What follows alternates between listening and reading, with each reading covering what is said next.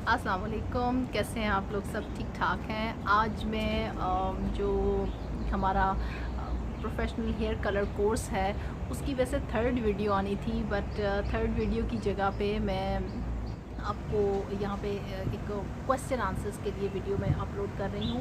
Actually हमारे पास मैंने आप लोगों को पहले भी बताया था कि हमारा व्हाट्सएप का ग्रुप भी है। बहुत सारी ब्यूटिशियंस ऐसी हैं कि जो डायरेक्ट मेरे साथ कांटेक्ट में होना चाहती हैं, वो पूछना चाहती हैं, सवालात पूछना चाहती हैं, इंस्टेड कि वो कमेंट बॉक्स में करें।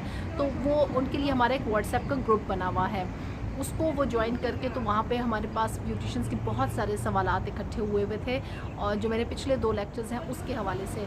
चूँकि वो लेक्चर्स जो हैं वो मैंने बिल्कुल बेसिक से स्टार्ट किया। मैंने आपको बताया था कि मैं आपको पहले बताऊँगी कि आप लोग जिस चीज़ के ऊपर काम करते हैं, यानी बाल जो है वो है क्या चीज़। जब तक आप ये नहीं समझेंगे कि बाल है क्या चीज़, उस वक्त तक आपको मेरे जो केमिकल के प्रोसेस है, चाहे वो कलरिंग है, रिबॉन्डिंग है, पर्मिंग है, स्ट्रेटनिंग है, कुछ भी आपको नहीं समझ आएगा। तो वो फिर मैंने इस वजह से आपको बाल का स्ट्रक्चर पढ़ाया।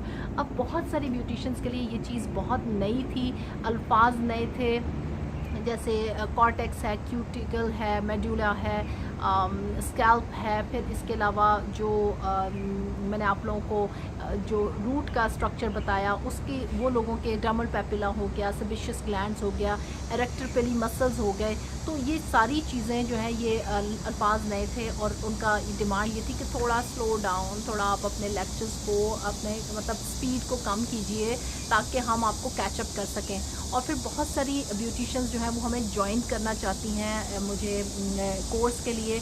तो फिर मैंने सोचा कि मैं भी अपने लेक्चर को थोड़ी सी स्पीड कम करती हूँ, और उसमें फिर यह है कि जो नए लोग शामिल होना चाहते हैं वो भी शामिल हो जाएं। और 1 जुलाई से मैं आप लोगों को जो नए जो मेरा जो थर्ड लेक्चर होगा वो करूँगी। इन द मीन वाइल जो बाकी जो नए लोग आ रहे हैं वो फर्स्ट लेक्चर और सेकंड लेक्चर को कर लें, समझ लें।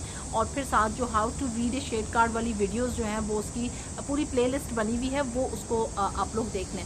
तो यही वजह है कि मैंने फिर उसको जो अपनी स्पीड को थोड़ा कम किया है। और आज मैं जो वीडियो अपलोड करूँगी वो है क्वेश्चन आंसर्स के ऊपर। आप लोग के बहुत सारे सवालात मेरे पास आए हुए हैं, और मैं उन सवालों के जवाब 1 बाय 1 करके दूंगी। कोशिश होगी वीडियो लंबी ना हो, बट सवाल बहुत ज़्यादा हैं। तो लेट्स सी। हमारा पहला मैं अपने क्वेश्चन है, शिज़ा इस्लामाबाद से उन्होंने पूछा है कि बालों की इलास्टिसिटी किस काम के लिए होती है और ये कैसे डैमेज होती है। बालों की इलास्टिसिटी किस काम के लिए होती है? देखें, बाल हम कहते हैं ना लफ्ज़ है लचक, बालों में लचक है। आप बाल ऐसे यूं लहरा रहे हैं तो बाल इसलिए लहराते हैं कि आपके बालों की में लचक होती है, इलास्टिसिटी होती है। अगर बालों की इलास्टिसिटी नहीं हो तो बालों में लचक नहीं होगी, और उसमें से जो सबसे बड़ा ये होगा कि आप कोई भी केमिकल प्रोसेस करना चाहेंगे, वो बाल आपका प्रोसेस बर्दाश्त ही नहीं कर सकेगा और वो टूट जाएगा, पहले ही टूट जाएगा। फिर इलास्टिसिटी ख़त्म होने की वजह से आपके बाल कंघी करने से भी टूटते हैं, बालों में 2 मुंह आ जाते हैं, स्प्लिट एंड्स आ जाते हैं, और बाल ड्राइनेस की तरफ जाना शुरू हो जाता है। तो ये इलास्टिसिटी बहुत ज़्यादा इम्पॉर्टेंट है, बालों की लचक बालों में होना बहुत इम्पॉर्टेंट है। अगर आपने अपने आप को यानी फ़ैशन की लाइन में अगर आपने जाना है, चाहे आप डाई लगाएंगी, आप रिबॉन्डिंग करेंगी, आप पमिंग करेंगी, कुछ भी करेंगी, आपके बालों में इलास्टिसिटी होनी बहुत ज़रूरी है। फिर उसके बाद उन्होंने पूछा कि ये डैमेज कैसे होती है। तो डैमेज होती है इस तरह से कि जो बाल जब आप कोई भी केमिकल प्रोसेस करते हैं उससे बालों के अंदर की लचक ख़त्म होती है। जितना स्ट्रॉन्ग केमिकल आप इस्तेमाल करेंगे उतनी ही जल्दी बालों की इलास्टिसिटी ख़त्म होगी। और इसके इलास्टिसिटी जो सबसे बड़ी वजह यही होती है बालों की इलास्टिसिटी ख़त्म होने की, कि आप बहुत स्ट्रॉन्ग केमिकल, यानी चाहे आप ब्लीच का प्रोसेस करें, चाहे आप रिबॉन्डिंग करें, या आप पर्मिंग करें, तो बालों की लचक ख़त्म होती है। ये सवाल था शिज़ा का। और फिर उसके बाद नताशा ने लाहौर से सवाल किया है, क्या पोस्ट फॉर्म के अलावा भी आप किसी प्रोडक्ट के ऊपर सिखाएंगी? तो क्यों नहीं, पोस्ट फॉर्म के अलावा भी जो भी प्रोडक्ट जो मैंने अगर ख़ुद ज़ाती तौर पे एक्सपीरियंस की हुई है, मैं उसका एक्सपीरियंस आपको बताऊंगी। और इसके अलावा जो भी प्रोडक्ट लाइक जो अच्छी आएगी मैं आपको बताऊंगी, क्योंकि मैं ख़ुद पाकिस्तान में रहती नहीं हूँ, मैं रहती हांगकांग में हूँ और मुझे यहाँ की प्रोडक्ट्स के साथ ज़्यादा अवेयरनेस है। आप लोग मुझे बता सकते हैं कोई अच्छी नई प्रोडक्ट आई है और अगर आपने उसका एक्सपीरियंस किया है तो आप मुझे बता सकते हैं, तो वाई नॉट, मैं आपको यहाँ पे भी मुझे बताने में कोई वो नहीं है। If product is good, yes you can try it, आपको मैं ज़रूर बताऊँगी और सिखाऊँगी भी। इसके अलावा उन्होंने पूछा है जी टेक्निकल शैम्पू और पीलिंग शैम्पू में क्या फ़र्क है। जी टेक्निकल शैम्पू और पीलिंग शैम्पू, ये टेक्निकल शैम्पू अमूमन जो कंपनीज़ हैं, कुछ कंपनीज़ इसका नाम देती हैं पीएच बैलेंस के नाम से, कोई 5.5 के नाम से देती हैं, आपको मिलेगा पीएच 5.5 के नाम से मिलेगा, किसी का टेक्निकल शैम्पू नाम होगा, यानी हर ब्रांड इसका, लेकिन हर प्रोफेशनल ब्रांड ये शैम्पू ज़रूर बनाता है और उसका मकसद ये होता है कि जब आप केमिकल प्रोसेस करते हैं तो उसमें आपके बालों का पीएच लेवल हाई हो जाता है। अब ये पीएच लेवल के ऊपर पूरी एक मेरी वीडियो आएगी जिसमें आपको मैं एक्सप्लेन करूँगी, मेरा ख्याल है वो लेक्चर नंबर 4 या 5 होगा, जिसमें आपको मैं बताऊँगी कि पीएच लेवल क्या होता है और इसके बैलेंस ना होने से या इसके ज़्यादा होने से क्या नुकसान है और इसके कम होने से क्या नुकसान है, ये क्या फ़ायदा है, तो ये मैं उसके बारे में आपको एक्सप्लेन करूँगी पीएच के ऊपर। तो जो पोस्ट फॉर्म में जो टेक्निकल शैम्पू है ये पीएच बैलेंस शैम्पू है। जब भी आप कोई केमिकल प्रोसेस करते हैं तो आपके बालों का पीएच लेवल हाई हो जाता है और ज़रूरी है कि उसमें आप अपने बालों के पीएच लेवल को नॉर्मल करें। बालों का जो नॉर्मल पीएच लेवल है वो 5.5 है और जब आप कलर का प्रोसेस करते हैं वो 7-8 पे चला जाता है, 9 पे चला जाएगा, ब्लीच करेंगे तो 10-12 पे चला जाएगा, रिबॉन्डिंग करेंगे तो उससे हाई हो जाएगा।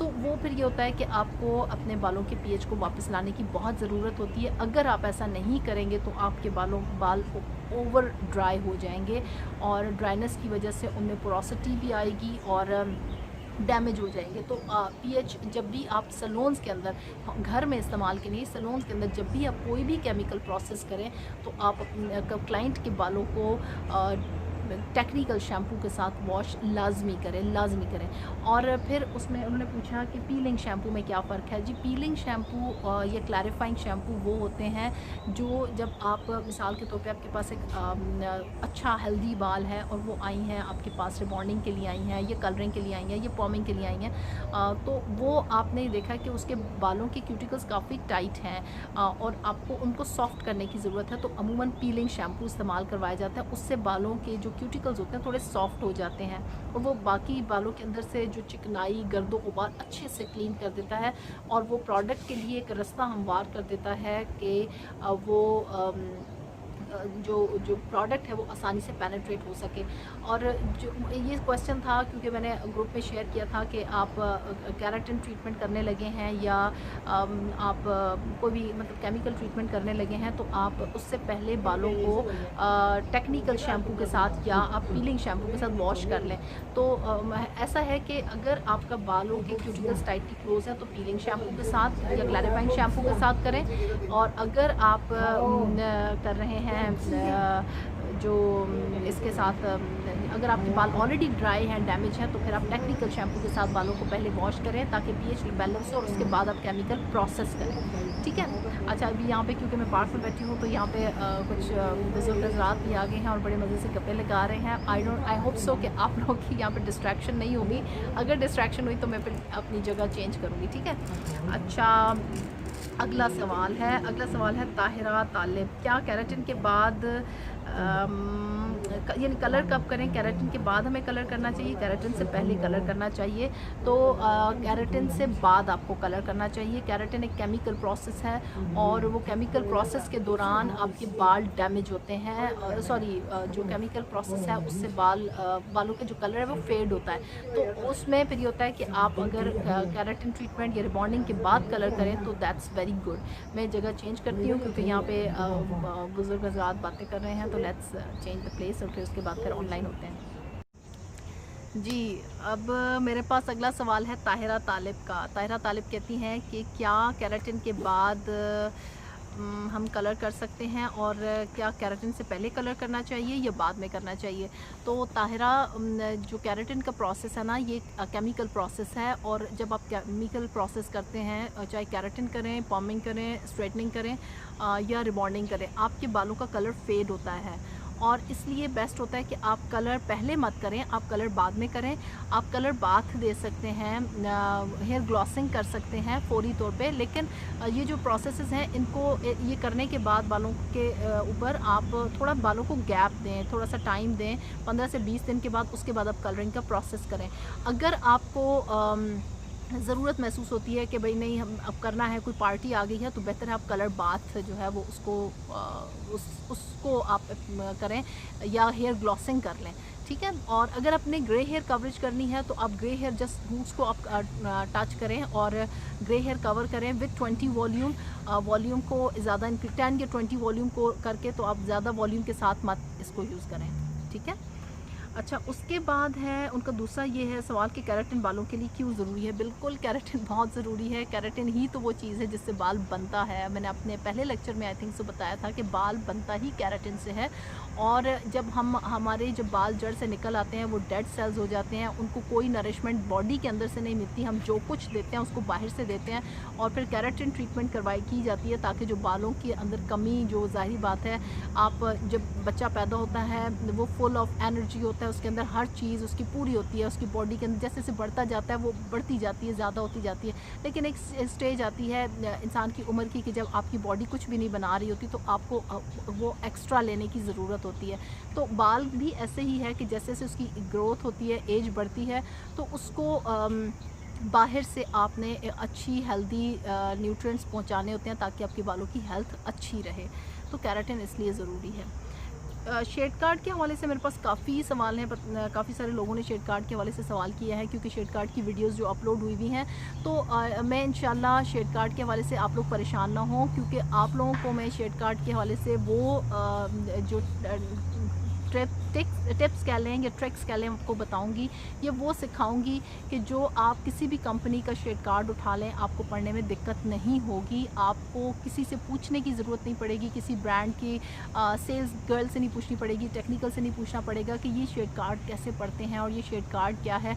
मैं आपको इंटरनेशनल स्टैंडर्ड का जो कोर्स है वो करवा रही हूँ, हेयर ड्रेसिंग का कोर्स करवा रही हूँ, जिसमें कंपनीज़ को नहीं पढ़ाया जाता बल्कि बेसिक्स पढ़ाए जाते हैं कि कैसे आप लोग अपने इन प्रोडक्ट्स को डील कर सकते हैं और शेड कार्ड को कैसे पढ़ सकते हैं। तो इंशाल्लाह परेशान मत हो, मेरा ख्याल है जब मेरे 10 लेक्चर पूरे होंगे तो आप लोग किसी भी ब्रांड का शेड कार्ड पढ़ सकेंगे, सो डोंट वरी।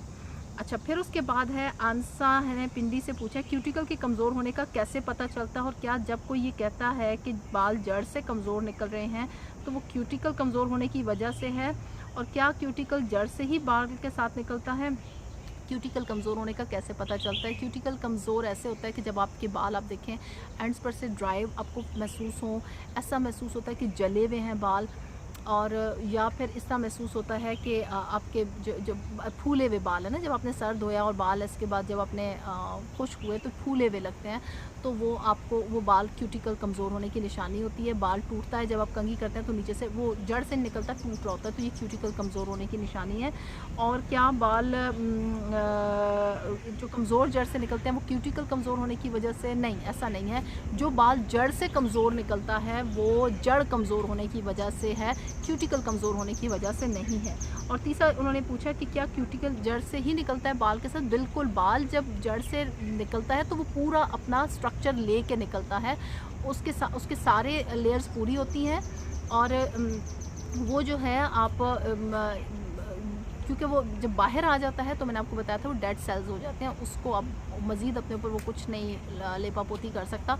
वो आप जो कुछ ले के निकला एक दफ़ा जड़ के अंदर से, वही उसको अपनी लाइफ टाइम लेके चलाएगा। आप उसके पास सिर्फ यही हल है कि आप बाहर से उसको अच्छे shampoos, conditioner, deep conditioning, oiling वगैरह आप सारा कुछ करें ताकि बाल की जो हेल्थ है वो अच्छी रहे। फिर उसके बाद सवाल किया है बूटॉक्स, नोरीन ने डॉलप सैलून है लाहौर का, नोरीन डॉलप सैलून लाहौर। बूटॉक्स का क्या फ़ायदा है? बूटॉक्स जो है बेसिकली एक टोटली नेचुरल इंग्रेडिएंट्स के ऊपर की प्रोडक्ट है, इसमें केमिकल नहीं होता। पोस्ट फॉर्म की बूटॉक्स में बिल्कुल कोई केमिकल नहीं है। आपके बाल ड्राई हैं, फ्रिजी हैं, वॉल्यूम कम हो गया है तो आप अपने बालों को बूटॉक्स करें, लेकिन एक बात याद रखिए, बूटॉक्स कोई आपके बालों के स्ट्रक्चर के ऊपर, अगर बाल सीधा है तो वो सीधा ही रहेगा, अगर आपका बाल कर्ली है तो वो कर्ली रहेगा, वेवी है तो वेवी रहेगा। उसने बाल के स्ट्रक्चर को कोई चेंज नहीं करना। हाँ, वो बालों के टेक्सचर के ऊपर फ़र्क डालता है, बालों में हेल्थ लाता है, शाइनी करता है, बालों की चमक में इजाफा करता है, बालों के वॉल्यूम में इजाफा करता है। तो वो बाल के टेक्सचर पे फ़र्क लाएगा, स्ट्रक्चर के ऊपर फ़र्क नहीं लाएगा, ठीक है। और फिर उन्होंने पूछा केराटिन ट्रीटमेंट और बोटॉक्स में क्या फ़र्क होता है। केराटिन ट्रीटमेंट केमिकल प्रोसेस है, बोटॉक्स केमिकल प्रोसेस नहीं है। अगर किसी ब्रांड ने केमिकल इसमें डाला है, किसी अपने बोटॉक्स के अंदर डाला है, तो वो केमिकल प्रोसेस हो जाएगा। अदरवाइज़ पोस्ट फॉर्म का जो बोटॉक्स है तो ये केमिकल प्रोसेस, इसमें कोई केमिकल नहीं है और ये टोटली नेचुरल इंग्रेडिएंट्स पे है और बहुत ही ज़्यादा सेफ़ है। हर तरह के बालों पे आप उसको कर सकते हैं। फिर उन्होंने सवाल किया, उन्हीं का ही सवाल है नौरीन का ही, कि जिन बालों में मेडुला नहीं होता क्या उनको फ़ाइन बाल कहते हैं, और बग़ैर मेडुला के क्या बाल हेल्दी होता है। तो यस, बाल हेल्दी होता है। मैंने आपको बताया था कि ये रिसर्च हुई कि जो बाल जो वेस्टर्न हेयर है, बहुत सारा फ़ाइन हेयर है, वो उसमें मेडुला नहीं होता बट इट्स स्टिल हेल्दी, बाल लंबा भी हो रहा है, हेल्दी भी है, शाइन भी है उसमें। तो फिर ये पता चला कि मेडुला जो है वो बाल की हेल्थ के ऊपर इतना वो नहीं डालता, कोई असर नहीं, वो सिर्फ बाल की मोटाई के ऊपर फ़र्क डालता है। और जो जिन बालों में मेडुला नहीं होता वो डेफिनेटली फ़ाइन हेयर ही होगा, क्योंकि बारीक होता है वो बाल। सारा खान ने कराची से पूछा है कि क्या तमाम कंपनी के शेड कार्ड एक जैसे होते हैं या मुख्तलिफ होते हैं। जी, सब तमाम कंपनी के शेड कार्ड एक जैसे होते हैं, कोई उसमें ख़ास फ़र्क नहीं होता। नंबर्स और उसका फ़र्क होता है कि कितने शेड्स उन्होंने दिए हैं। कुछ कंपनियां 50 देती हैं, कोई शेड देती हैं, कोई 70, कोई 80, कोई 110, 120 ये शेड्स देती हैं।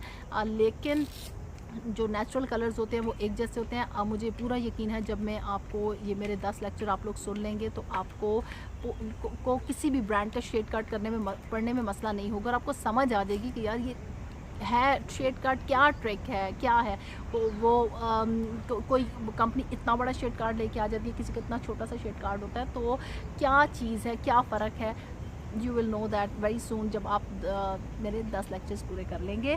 और फिर उसके बाद सुमैया ने कराची से पूछा रिबॉन्डिंग और केराटिन में क्या फ़र्क है और केराटिन कितना अर्सा चलती है। मेरे पास केराटिन रिबॉन्डिंग के इतने क्वेश्चंस आए हैं कि आप यकीन करें हर दूसरा सवाल इस केराटिन और रिबॉन्डिंग पे ही था, क्योंकि लोगों ने बहुत ज़्यादा एक मिक्स अप किया हुआ है केराटिन को भी। और लोग ये कहते हैं कि केराटिन से बाल स्ट्रेट हो रहे हैं, कोई कहता है केराटिन से बाल स्ट्रेट नहीं होते, हेल्दी होते हैं, कैसे बालों में केराटिन करनी चाहिए।